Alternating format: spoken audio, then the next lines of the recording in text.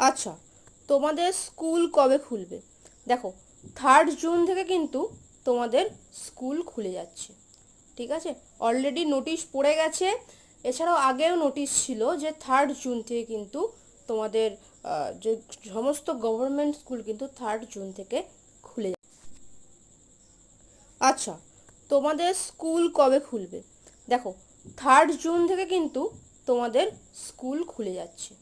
ঠিক আছে, already notice পড়ে গেছে।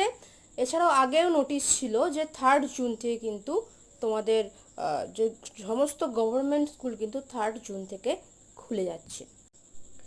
তোমরা জানোই ছুটির যে ব্যাপারটা ছিল, যে ছুটি পড়েছিল, সেটা মে মাসের 6 তারিখ থেকে পড়ার কথা ছিল। বাট এপ্রিল মাসে প্রচণ্ড গরম পড়ায় ছুটি আগেই পড়ে গেছিলো। বাট যেরকম 2 তারিখ অবধি, মানে 2 জুন অবধি ছুটি ছিল,